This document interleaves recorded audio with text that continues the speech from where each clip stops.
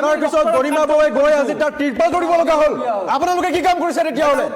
আপোনালোকে প্ৰধানমন্ত্ৰী আহিলে ৰাতিৰ ভিতৰত হেলিপেড বনাব পাৰে আজি 6 মাহে আপোনালোকে এখন টিঙৰ চালি দিবলৈ আপোনালোকে সক্ষম হোৱা নাই লাজ পাব লাগে বিজেপিয়ে আজি 6 মাহত এটা টয়লেট বনাবলৈ পোৱা নাই লাজ পাব লাগে আপোনালোকে কথা ক'বলৈ ন্যায়পালিকা বিষয়টো বুজি লাগিছে মীৰা বাইদেউ ইয়াত আহিছিল অশোক শৰ্মা আমাৰ কেইজন কৈছে আপোনালোকৰ তাৰ পিছত তেওঁলোকে কয় যে দলৰ কথা কয় তেওঁলোকৰ দলৰ থকাৰ কাৰণে দলৰ নীতি আদৰ্শৰ কথা কয় আজি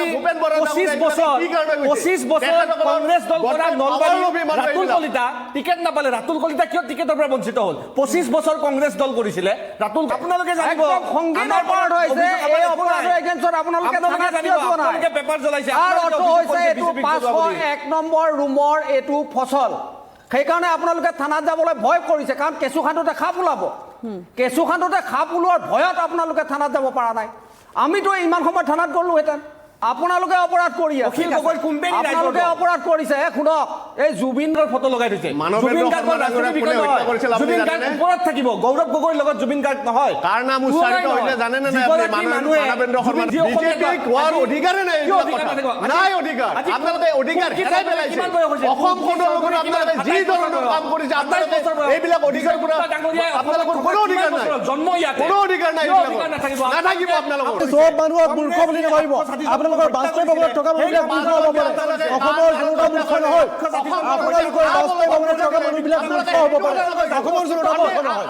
মুখ্যমন্ত্ৰী হিমন্ত বিশ্ব শৰ্মাই দুজন পুৰণা কংগ্ৰেছী একে ৰাতিটোৰ ভিতৰতে গেৰুৱা টুপি পিন্ধাই দুটা সমষ্টি গতাই দিলে যিকেইটা সমষ্টিত পুৰণা বিজেপি সকলে আজি 10 বছৰে 5 বছৰে কাম কৰি আছিল তেওঁলোকৰ ওপৰত দিলে ৰাম টাঙুন এই বিষয়লৈ এক আলোচনাৰ ভিডিঅ' আৰম্ভণিত হয়তো আপোনালোকে দেখাই পালে সম্পূৰ্ণ ভিডিঅ'টো আপোনালোকৰ বাবে মুখ্যমন্ত্ৰী ডাঙৰীয়াই যে বাৰে বাৰে কৈ আছে জুবিন গাৰ্গক হত্যাৰ কাৰণে 6-7 বছৰৰ পৰা এটা পৰিকল্পনা ৰচনা কৰা হৈছিলে যে জুবিন গাৰ্গক হত্যা কৰিব আজি সেই কথাবিলাক কিয় আইনৰ এই এছআইটিৰ আওতালৈ অহা নাই মুখ্যমন্ত্ৰী ডাঙৰীয়াৰ এই কথাবিলাক এছআইটিয়ে কিমান গ্ৰহণযোগ্যতাৰে চাইছে এইটো এটা ইয়াৰ বিষয় আৰু জুবিন গাৰ্গৰ গোটেই বিষয়টোত মই এটা কথা ক'বলৈ যাওঁ বিজেপিৰ কাৰণে আজিৰ তাৰিখত জুবিন গাৰ্গ ডাঙৰীয়া বা আমাৰ জুবিন দা এটা মূৰৰ কামোৰণি বিজেপিয়ে এই বিষয়টোৰ পৰা পলাই ফুৰিব বিচাৰে তাৰ কাৰণে আজি প্ৰধানমন্ত্ৰীৰ পৰা ধৰি গৃহমন্ত্ৰীৰ পৰা ধৰি গোটেই তেওঁলোকৰ দিল্লীৰ মন্ত্ৰীবিলাক আহিও আজিলৈকে জুবিন ক্ষেত্ৰ এবাৰ পৰিদৰ্শন কৰা নাই গৰিমা বৌক এবাৰ লগ কৰা নাই জুবিন গাৰ্গৰ পিতৃক এবাৰ লগ কৰা নাই এবাৰ তেওঁলোকে জুবিন গাৰ্গৰ নামটো উচ্চাৰণ কৰা নাই গতিকে আমি বাৰে বাৰে এইটো কথা কৈছো চাওক ৰাজনীতি বাদ দিয়ক দল বাদ দিয়ক অসম জাতীয় পৰিষদ বাদ দিয়ক বিজেপি বাদ দিয়ক কংগ্ৰেছ বাদ দিয়ক জুবিন গাৰ্গ বুলি যেতিয়া কোৱা হয় প্ৰতিজন অসমীয়া মানুহে কান্দি উঠে আমিও কান্দি উঠো মোৰ বিশ্বাস মুন তালুকদাৰেও কান্দি উঠিব যেতিয়া জুবিন গাৰ্গৰ কথাবিলাক আহিব গতিকে বাৰে বাৰে এটা কথা কওঁ জুবিন গাৰ্গৰ ন্যায় পাবই লাগিব আৰু এই কথাটো স্পষ্ট হৈছে এইখন চৰকাৰৰ দিনত জুবিন গাৰ্গৰ ন্যায় দিব নোৱাৰে আজি মই আপোনাক এটা কথা কৈ যাওঁ এই ফাষ্ট ট্ৰেক আদালতৰ জৰিয়তে এইকেইজন ব্যক্তি মানে যিকেইজন দোষী ব্যক্তি বুলি কোৱা হৈছে তেওঁলোক ওলাই আহিব আৰু আদালতৰ দ্বাৰা বাধ্য হৈ বিজেপি চৰকাৰে তেওঁলোকক সুৰক্ষা কৰ্মী দিবলৈ বাধ্য হ'ব ঠিক আছে প্ৰতিনিধিয়ে কি কয় মই শুনিম শাসক পক্ষৰ প্ৰতিনিধি আছে জুবিন দাক বেয়া পোৱা মানুহ অসমত চাগে কোনো নাই অসমক ভাল পোৱা আৰু জুবিন গাৰ্গক ভাল পোৱা অসমৰ নামৰ লগত জুবিন গাৰ্গৰ যিটো প্ৰীতি ভাৰতীয় জনতা পাৰ্টীয়ে নহয় প্ৰতিজন অসমীয়াই ভাল পায় কিন্তু জুবিন গাৰ্গক লৈ যিটো ৰাজনীতি সেইটো জুবিন দাই বেয়া পায় যাৰ কাৰণে জুবিন দাই কৈছিলে পলিটিক্স নকৰিবা বন্ধু এই যে জুবিন গাৰ্গৰ কথা কৈ আৱেগিক হৈ চিঞৰে এই ৰাজনীতি লুকাই থাকে কোনোবাই ভাবে জুবিন গাৰ্গৰ নাম লৈ জাষ্টিছ ফৰ জুবিন গাৰ্গ লৈ আমি চৰকাৰ গঠন কৰিম আমাৰ কোনোবাই গৈ মুখ্যমন্ত্ৰী হ'ব এই বিষয়টো আচলতে বেয়া জুবিন বুলি আপোনালোকে কৈছে আপোনালোকৰ শ্লোগান আছিলে মই জুবিন আপুনি নিজৰ কথাটো কৈ মানে আছিলো মই এটা শব্দ কোৱা নাই আপুনি বেলেগ দললৈ আঙুলি কোৱাওতে আপুনি নিজৰ কথাটো কৈ যাব আপুনিও কৈছিলে মই জুবিন আমিও জুবিন সেইবিলাক আপোনালোকৰ ৰাজনীতি হয় নে নহয় আমি সেইবিলাক আপোনালোকৰ ৰাজনীতি হয় নে নহয় আপোনালোকৰ যি দৃষ্টতা আপোনালোকে নিজকে জুবিন গাৰ্গ বুলি ক'ব বিচাৰে আপোনালোকৰ দৃষ্টতা অসমৰ জনতাই দেখি আছে জুবিনক প্ৰমাণ পেলাইছে জুবিন গাৰ্গক কিমান ভাল পায় আপোনালোকে কি কাম কৰিছে আপোনালোকৰ অসম জাতীয় পৰিষদে কি কাম কৰিছে যে জুবিন গাৰ্গৰ কাৰণে কি কাম কৰিছে এনেকুৱা যে আপোনালোকৰ আপোনালোকে কি কৰিলে চৰকাৰত থকাৰ পিছত গৰিমা বৌৱে গৈ আজি তাৰ তিৰপাল ধৰিব লগা হ'ল আপোনালোকে কি কাম কৰিছে তেতিয়াহ'লে আপোনালোকে প্ৰধানমন্ত্ৰী আহিলে ৰাতিৰ ভিতৰত হেলিপেড বনাব পাৰে আজি 6 মাহে আপোনালোকে এখন টিঙৰ চালি দিবলৈ আপোনালোকে সক্ষম হোৱা নাই লাজ পাব লাগে বিজেপিয়ে আজি 6 মাহত এটা টয়লেট বনাবলৈ পোৱা নাই লাজ পাব লাগে আপোনালোকে কথা ক'বলৈ ন্যায়পালিকা বিষয়টো বুজি লওক যে মুখ্যমন্ত্ৰী আৰু ন্যায়পালিকা মুখ্যমন্ত্ৰীয়ে ন্যায় দিব নোৱাৰে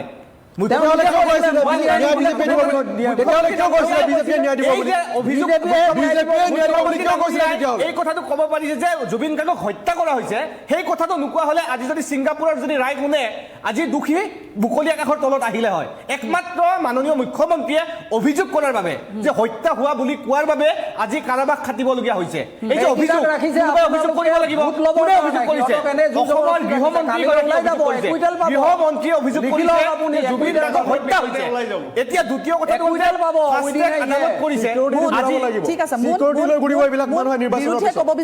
বিৰুদ্ধে ক'ব বিচাৰিছে সচেতন ৰাইজে শুনিব বিচাৰিছে যে কৰোনাৰ্ছ কোৰ্টৰ এই ৰায়ৰ অচিলালৈ অসমত চলি থকা ন্যায় প্ৰক্ৰিয়াই যাতে অভিযুক্তক সকাহ নিদিয়ে। সেই কথাটো কোনো কাৰণত নাহে, কাৰণ সেইকাৰণে মাননীয় মুখ্যমন্ত্ৰী যদি বাইটটো চাই তাতে স্পষ্ট কৰিছে আজি সেইটো যদি সেই বাইট শুনিব যায় ভাৰত চৰকাৰ আৰু ছিংগাপুৰ মুখ্যমন্ত্ৰীয়ে সেই কথাটোকে কৈছে চুক্তিমতে মুখ্যমন্ত্ৰী আদান প্ৰদান কৰা এটা চুক্তি আছে, মুখ্যমন্ত্ৰী সেই কথাটোকে কৈছে যে জুবিন গাৰ্গক হত্যা কৰিছে আধাৰত হ'ব লাগিছিল। আজি হত্যা কৰা বুলি কোনে কৈছে? ভাৰত মুখ্যমন্ত্ৰীয়ে চৰকাৰৰ কৈছে। যিখিনি চুক্তি আছিলে ইয়াৰ পৰা এছআইটি গ'ল, এছআইটি গৈ তাত কি তথ্য দিলে? আপুনি বানপানী হয় আজি বৃহৎ নদী বান্ধৰ বিৰোধিতা কৰিছিলে তেওঁলোকেতো নদী বান্ধৰ এতিয়া সেই একেসকল মানুহেই তেওঁলোকেতো আজি নদী বান্ধৰ পোষকতা কৰে। এনেকুৱা ধৰণৰ যদি স্থিতি থাকে আমি কাক বিশ্বাস কৰিম? গতিকে অসমৰ জনসাধাৰণে নিজেই দায়িত্ব ল'ব লাগিব। অসমৰ জনসাধাৰণে নিজেই চিন্তা কৰিব লাগিব যে আমি কেনেধৰণে এই গোটেই প্ৰক্ৰিয়াটো আগুৱাই যাম। মই একদম স্পষ্ট ভাষাৰে কওঁ যে ৰাজনীতিবিদসকলে ইলেকশ্যন অহাৰ লগে লগে ভিন্ন টোপ দিয়ে। এই টোপবিলাক গিলি আমি 500 টকাত যদি আমি ভোটটো বিক্ৰী কৰোঁ তেনেহ'লে আমাৰ জাতিৰ অস্তিত্ব আমাৰ স্বাভিমান কোনোদিন নাথাকিব। কিন্তু এইটো কথা কিন্তু স্পষ্ট। গতিকে অসমবাসী ৰাইজক মই অনুৰোধ জনাম যে আমি যিকোনো এটা সিদ্ধান্ত লোৱাৰ আগতে আমি সেই সিদ্ধান্তটো উচিত সময় লৈ সুস্থ মগজুৰে ভাবিব লাগে। নহ'লে কিন্তু অনাগত দিনত বহিৰাগতৰ পিটন খোৱা অসমৰ প্ৰাণৰ শিল্পী হিয়াৰ শিল্পীক এনেকৈ আমাৰ মাজৰ পৰা আঁতৰাই যোৱা এনেকুৱা ধৰণৰ ঘটনাবিলাক কিন্তু হৈ থাকিব। গতিকে ৰাজনীতিবিদসকলক মই ক'ব বিচাৰিছোঁ জুবিন গাৰ্গৰ প্ৰসংগ টানি আপোনালোকে ভাষণ নিদিব। আপোনালোকৰ মুখত শুনিবলৈ আমাৰ ইচ্ছা নাই। ঠিক আছে বৈকুণ্ঠ, আমি ধন্যবাদ জনাইছোঁ। আমি উভতি আহিছোঁ ষ্টুডিঅ'লৈ। আমি সুধিব বিচাৰিছোঁ সুশান্ত, আপোনাৰ ওচৰলৈ আহিছোঁ। দেখা পোৱা গৈছে আজিৰ দিনটোত এটা নঘটিবলগীয়া ঘটনা হৈছে।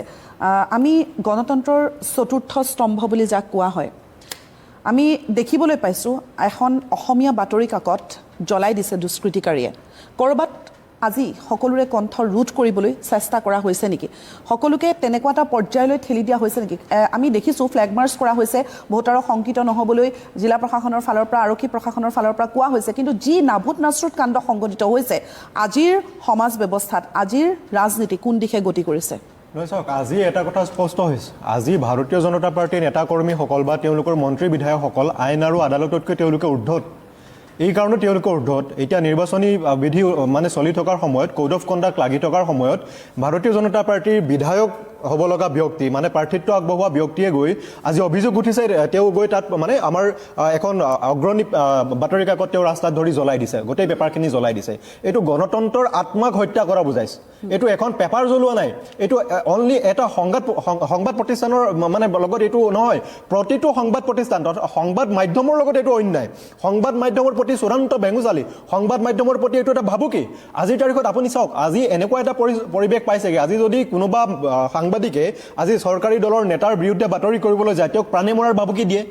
সেইবিলাক কথা ইতিমধ্যে বহু সময়ত স্পষ্ট হৈছে। আজি এনেকুৱা পৰ্যায়লৈ গৈছে যে এজন চিটিং বিধায়কক হত্যা কৰিম বুলি মোৰ হাতত হত্যা হ'ব বুলি আজি বিজেপিৰ দলৰ প্ৰতিনিধিয়ে ক'ব পৰা হৈছে। গতিকে বাৰে এটা কথা স্পষ্ট হৈছে, বিজেপিৰ দিনত কোনো মানুহে সুৰক্ষিত নহয়। আজি বিজেপিৰ দিনত অসমত আমি সকলো মানুহকে বাৰে এটা কথা কৈছোঁ যে বিজেপিৰ দিনত সাংবাদিকক হওক বা আমাৰ বিভিন্ন ধৰণৰ লেখা মেলা কৰা ব্যক্তিসকল হওক তেওঁলোকে সুৰক্ষিত নহয়। আজি আপুনি এটা কথা চাব, বিজেপিৰ তেওঁলোকে বাৰে এটা কথা কয় যে আমাৰ দিনত মানুহ সুৰক্ষিত, আমাৰ দিনত অসম সুৰক্ষিত, আমি কি কাম কৰিলোঁ এইবিলাক তেওঁলোকক ক'ব বিচাৰে। কিন্তু আজি আপুনি দেখা পালে যে বিজেপিৰ মানুহে আজি গৈ যিবিলাক মানুহে এটা সময়ত চালফা বুলি নিজক মানে চিনাকি দিছিলে, যিবিলাক মানুহে আজি ভয় ভাবুকিৰ ৰাজনীতি কৰিব বিচাৰে, সেইবিলাক মানুহৰ দিনত অসম কেতিয়াও সুৰক্ষিত হ'ব নোৱাৰে। আজি বিজেপি এটা কথা কওক, তেওঁলোকে বাৰে যিবিলাক কথা কৈ থাকে, আজি বাজপেয়ী ভৱনত 501 কোঠাত তেওঁলোকৰ কিবিলাক কথা ওলাইছে, দেশ বিৰোধী কাৰ্যকলাপ, আইন বিৰোধী কাৰ্যকলাপ আজি বাজপেয়ী ভৱনৰ পৰা চলি আছে। আৰু এইবিলাক আমি কোৱা কথা নহয়, এইবিলাক স্বয়ং বিজেপিৰ প্ৰাক্তন সভাপতিয়ে কোৱা কথা, বিজেপিৰ প্ৰাক্তন সভাপতিয়ে কোৱা কথা যে এটা কোঠাৰ পৰা আজি আইন বিৰোধী কাৰ্যকলাপ যিটো মানে IT এক্টৰ অধীনত কোনো মানুহে কৰিবই নোৱাৰে আজি জয়ন্ত দাস ডাঙৰীয়া এটা কথা নকলে মই নিজে জানো মোৰ হাতত উদাহৰণ আছে প্ৰমাণ আছে আপোনালোকক লাগিলে মই দিব পাৰো যে চাওক কেৱল ফেক একাউণ্ট চলোৱাই নহয় আজিৰ তাৰিখত কোনো অসমীয়া মানুহে বিজেপিৰ হৈ মাত মাতিব নিবিচাৰে ফেচবুকত লিখিব নিবিচাৰে তাৰ কাৰণে আজি বাজপেয়ী ভৱনৰ পৰা অসমৰ হাজাৰ মানে নতুন প্ৰজন্মৰ যুৱক যুৱতীৰ ফেচবুক একাউণ্ট আৰু পাছপোৰ্ট তেওঁলোকে লৈ লৈছে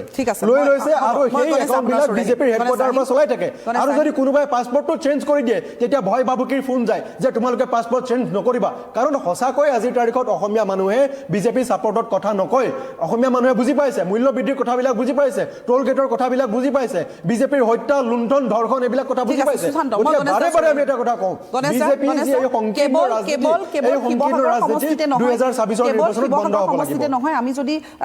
বেলেগ বেলেগ সমষ্টিলৈও চাওঁ বহু এনেকুৱা ধৰণৰ অভিযুক্ত বহু গোচৰত অভিযুক্ত বহু হত্যাকাৰীয়ে হওক বা আন গোচৰত অভিযুক্ত গোচৰীয়া তেনেকুৱা ধৰণৰ অভিযুক্তকো এবাৰ প্ৰাৰ্থিত্ব প্ৰদান কৰা হৈছে সেয়া লাগিলে আমি চেঙা সমষ্টিলৈ যদি চাওঁ সাদ্দাম নামৰ এগৰাকী সাদ্দাম হুছেইনক প্ৰাৰ্থিত্ব দিয়া হৈছে অগপৰ ফালৰ পৰা আনফালে যদি আমি কুশল দৌৰিক চাওঁ তেতিয়া শিৱসাগৰ সমষ্টিত এটা প্ৰতিক্ৰিয়াৰ জোৱাৰ উঠিছে যে শিৱসাগৰখন এখন ঐতিহাসিক চহৰ এই ঐতিহাসিক শিৱসাগৰখনক চমজাই দিব বিচাৰিছে এগৰাকী অভিযুক্তক হত্যাকাৰীক এনেকুৱা ধৰণৰো অভিযোগ আহিছে মই মুনৰ ওচৰলৈ যাম গণেশ মই আপোনাৰ ওচৰলৈ আহিছোঁ এতিয়া চাওক শিৱসাগৰ সমষ্টিত অগপ আৰু বিজেপিৰ মাজত মিত্ৰতা হৈছিলে তাত মিত্ৰতাৰ হিচাপত চিটটো দিছিলে এজিপিক এৰি দিছিলে তাত প্ৰদীপ হাজৰিকা ডাঙৰীয়াই তাত অলৰেডি নমিনেশ্যন ছাবমিট কৰিছে তাৰ পিছত কুশল দৌৰী ডাঙৰীয়াই মানে চল বল কৌশল দম দি হ'লেও তেখেতে টিকট লৈ গৈ আগদিনাখন ইয়াত গুৱাহাটীত আহিছে ৰাতি গৈ নেক্সট দিনা ৰাতিপুৱা তেখেতে নমিনেশ্যন ছাবমিট কৰি তেখেতে তাতে মিত্ৰ বন্ধুত্বমূলক তেখেতে নিৰ্বাচন খেলিম বুলি তেখেতে কৈছে কিন্তু এই ধৰণৰ যিবিলাক তেখেতৰ মিত্ৰতা এই যে এজিপিৰ যিসকল আছে সদস্য মই তেখেতসকলক ক'ব বিচাৰোঁ যে আপোনালোকক এনেকুৱা এটা পৰ্যায়লৈকে লৈ গৈ যে বিজেপিৰ কথা মতে এজিপি আজি উঠা বহা কৰিব লগা হৈছে আজি এজিপি আঞ্চলিক দল বুলি কয় কিন্তু আঞ্চলিক দলৰ ভিতৰত 26টা সিটৰ ভিতৰত 26টা সিটৰ ভিতৰত 13টা সিট বিজেপিৰ মতে দিয়া হৈছে আৰু 13টা সিটহে এজিপিৰ মতে দিয়া হৈছে বিজেপিৰ মাইনৰিটি এটা মাইনৰিটি সেল হিচাপে এজিপি দলটোক ব্যৱহাৰ কৰিছে তে সেইটো ৰাইজে এতিয়া গম পাইছে জল পট যে এজিপিৰ হাতত যে কোনো ধৰণৰ শক্তি নাই কোনো ধৰণৰ পাৱাৰ নাই তৃণমূল পৰ্যায়ৰ কৰ্মীবিলাকে এতিয়া বুজিব লাগে আৰু আপুনি এটা কথা চিন্তা কৰিব যিসকল বিজেপিত গৈ ৰাতিৰ ভিতৰত এটা টিকট ল'লে আৰু বিজেপিৰ পুৰণা সতীৰ্থ কেইজনে টিকট পাইছে এইবাৰ ইলেকশ্যনত কংগ্ৰেছৰ পৰা যোৱা প্ৰায় 28 জনে এইবাৰ বিজেপি দলত টিকট পাইছে আল্টিমেটলি কি বুজায় যেনে 28 জনৰ যি কংগ্ৰেছৰ পৰা যিবিলাক কেণ্ডিডেট গৈ তাত টিকট ল'লে আজি কংগ্ৰেছ কৰিলেহে তাৰমানে বিজেপিৰ টিকট পাব এইটো এটা ৰাইজৰ মাজত চিন্তা হৈ গৈছে যিসকল মানুহে আমাক বেয়া পাইছিল কংগ্ৰেছ দলক যিসকল মানুহে বেয়া পাই বিজেপি দলক আকোৱালি ল'লে আজি সেইসকল মানে মই ৰাইজক সুধিব বিচাৰোঁ যে আপোনালোকে এতিয়া উচিত এটা চিন্তা লওক আপোনাৰ নিজৰ বিবেক ভোট এটা দিয়ক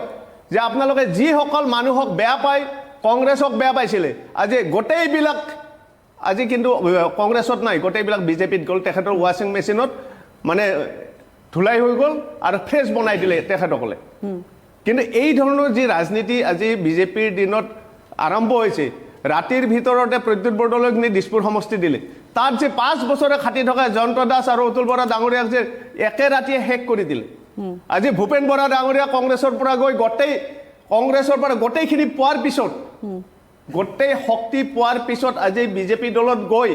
তেখেতে বিপুৰা সমষ্টিটো ল'লে লৈ পেলাই তাতে থকা যিবিলাক আমাৰ কেণ্ডিডেট আছিল অমিয় ভূঞা ডাঙৰীয়া আজি তেখেতক তাতে নিশ্চিন্ন কৰি দিলে এই ধৰণৰ যি কাম কাজ মানুহে চিন্তা কৰিবৰ বিষয় হৈছে যে বিজেপিয়ে কোন পৰ্যায়লৈকে ৰাজনীতিটো লৈ গৈ আছে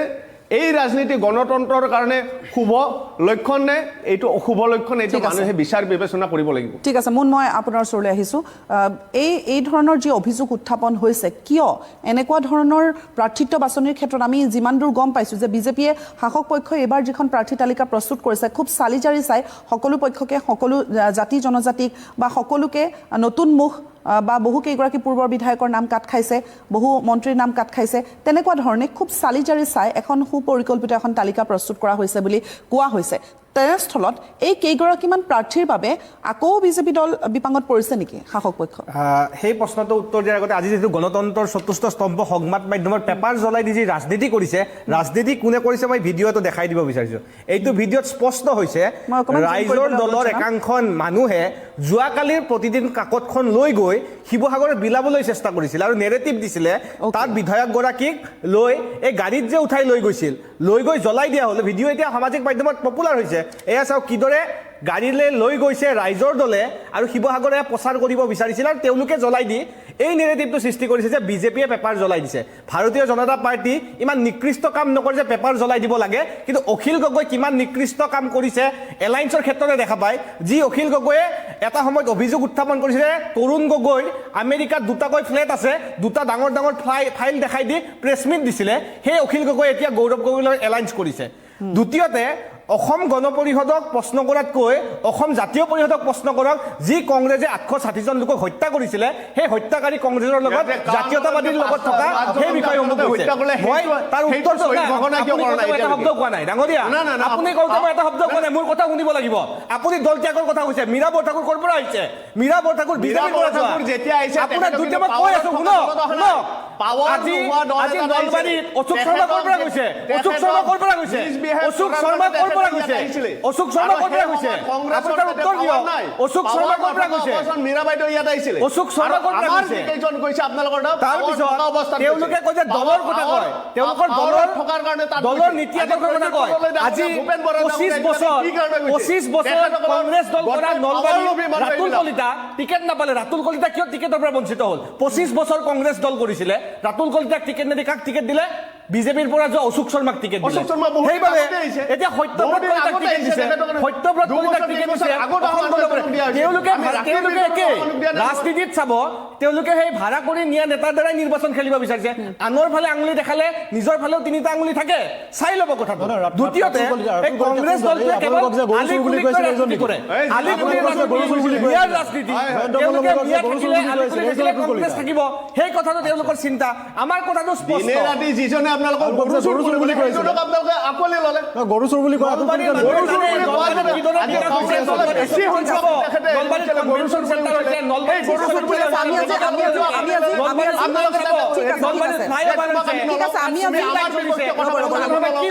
আমি আজি কোনো দল বাগৰৰ ৰাজনীতিৰ কথা পতা নাই, আমি আজি দল বাগৰৰ কথা ৰাজনীতিৰ কথা পতা নাই। মই জয়ন্ত আপোনাৰ ওচৰলৈ আহিছোঁ। এটা গুৰুতৰ অভিযোগ উত্থাপন কৰিছে শাসক পক্ষৰ প্ৰতিনিধিয়ে যে শিৱসাগৰত যিটো কাণ্ড সংঘটিত হ'ল, অসমীয়া বাতৰি কাকত জ্বলাই দিয়াৰ যিটো অভিযোগ উত্থাপন হ'ল, তেখেতৰ প্ৰাৰ্থীগৰাকীৰ বিৰুদ্ধে অভিযোগৰ আঙুলি উঠিছে। তেওঁলোকে কৈছে যে ৰাইজৰ দলৰ প্ৰৰোচনাতহে এই কাণ্ড সংঘটিত হৈছে। এটা ভিজুৱেল দেখুৱাইছে।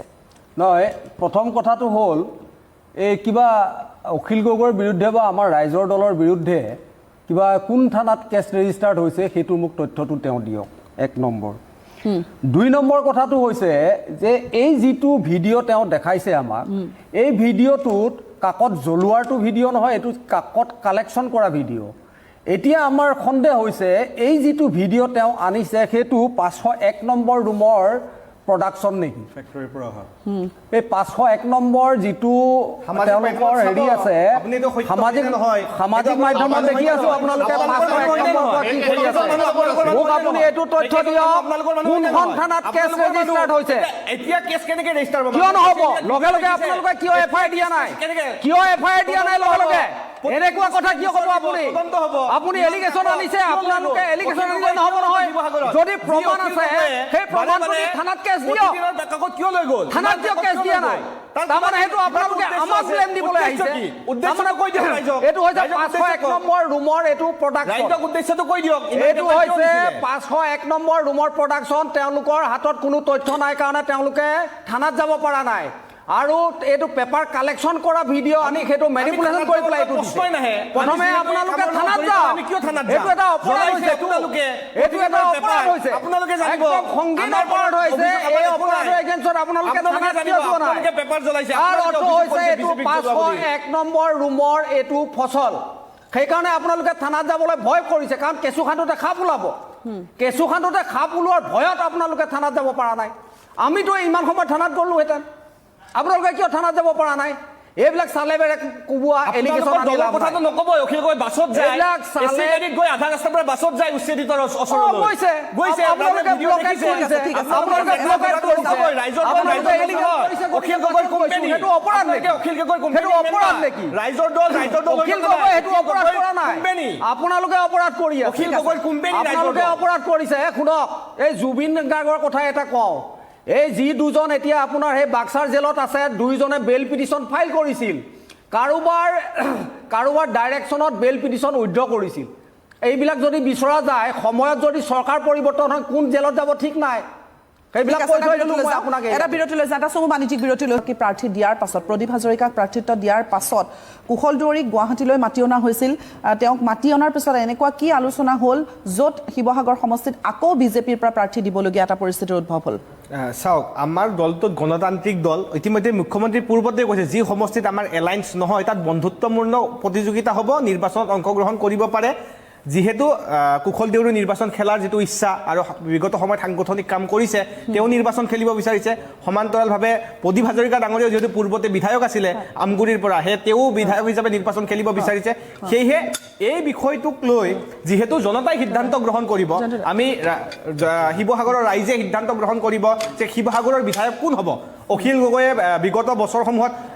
শিৱসাগৰক কিমান প্ৰতাৰণা কৰিলে বঞ্চনা কৰিলে তাৰ উত্তৰ বেলটৰ জৰিয়তে দিব সেইবাবে এইটো এটা গণতান্ত্ৰিক ব্যৱস্থা আৰু গণতান্ত্ৰিক ব্যৱস্থাত ৰাইজে যাক বিচাৰে তেওঁৱে জয়যুক্ত হ'ব আৰু আমাৰ দলৰ নীতি আৰু আদৰ্শ স্পষ্ট বাৰে বাৰে যে কৈ থাকে যে বিজেপিয়ে এজিপিক দমন কৰিছে তেনেহ'লেতো এজিপি প্ৰাৰ্থিত্ব আমি উঠাই ল'লোঁ হয় এই যিটো নেৰেটিভ যে এজিপিক ধ্বংস কৰা হৈছে আচলতে কংগ্ৰেছে ধ্বংস কৰিছে ৰাইজৰ দলক কংগ্ৰেছে ধ্বংস কৰিছে অসম জাতীয় পৰিষদক জাতীয়তাবাদী বুলি কৈ ৰাষ্ট্ৰীয়তাবাদৰ বুকুচাত উঠি তেওঁলোকে মন্ত্ৰী বিধায়ক হোৱাৰ সপোন দেখে আমাৰ উদ্দেশ্য কেৱল মন্ত্ৰী বিধায়ক হোৱা নহয় আমাৰ উদ্দেশ্য অসমৰ খিলঞ্জীয়া মানুহৰ প্ৰভুত্ব বিস্তাৰ কৰা আৰু চাব বিৰোধী ঐক্য মঞ্চৰ লক্ষ্য এটাই তিনি গগৈ জয়যুক্ত হ'ব লাগে গৌৰৱ গগৈ অসমৰ মুখ্যমন্ত্ৰী হ'ব লাগে তেওঁলোকৰ লক্ষ্যটো তাতেই যে বিধায়ক হ'ব লাগে আমাৰ উদ্দেশ্যটো কেৱল বিধায়ক বা মন্ত্ৰী নহয় খিলঞ্জীয়া ভূমিপুত্ৰই বিধানসভাৰ মজিয়াত আহিব পাৰিব লাগিব ৩১ বছৰীয়া